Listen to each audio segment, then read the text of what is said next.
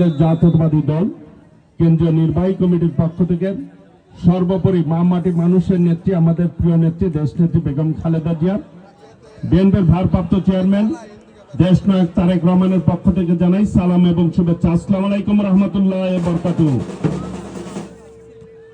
প্রিয় ভাইরা, খেলা চলছে, এরপর আমাদের আরেকটি মিটিং রয়েছে, আমরা সেই মিটিং এ যাব। আমি তার পূর্বে দুই একটি কথা বলতে চাই। আজকে এই খেলার যারা আয়োজন করেছেন তাদেরকে ধন্যবাদ জানাই, কারণ লেখাপড়ার পাশাপাশি এক্সট্রা কারিকুলাম অ্যাক্টিভিটিস অত্যন্ত গুরুত্বপূর্ণ।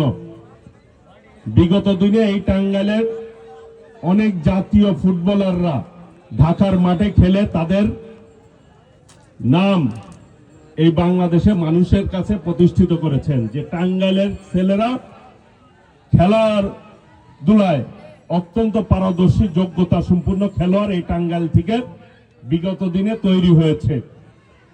আগামী দিনেও ইনশাল্লাহ এই ছোটখাটো আয়োজনের মধ্য দিয়ে জাতীয় পর্যায়ের আমরা খেলোয়াড় তৈরি করব ইনশাল্লাহ। আমি আসার পথে এইখানে মুরব্বীরা ক্লাবের কথা বলেছে, ইনশাল্লাহ আপনাদের ভোটে বিএনপি যদি রাষ্ট্রীয় ক্ষমতায় আসে এই ক্লাবের উন্নয়নের জন্য আমি কাজ করব ইনশাল্লাহ।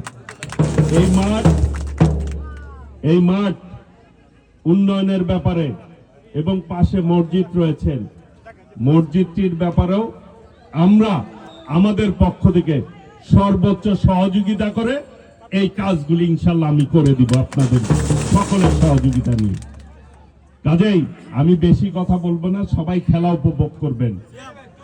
যেটি এই দেশের ঐতিহ্য, বিগত দিনের একটি সরকার ছিল ফ্যাসিস্ট সরকার, যারা এই টাঙ্গাইলকে সন্ত্রাসের রাম রাজত্ব কায়েম করেছিল। বিভিন্ন কায়দায় সন্ত্রাসীদেরকে লালন পালন করা হতো।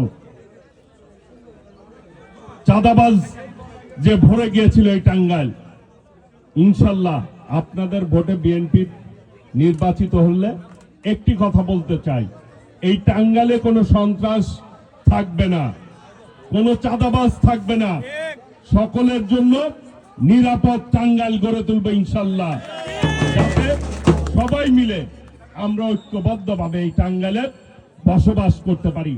আর উন্নয়নের ক্ষেত্রে সর্বোচ্চ উন্নয়ন করব, যাতে করে পার্শ্ববর্তী এলাকারা মনে করে এই টাঙ্গাইল শহরের আশপাশে যেভাবে উন্নয়ন হয়েছে আমাদেরও যাতে হয়, অনুকরণ করে সেইভাবেই মুরব্বীদেরকে সাথে নিয়ে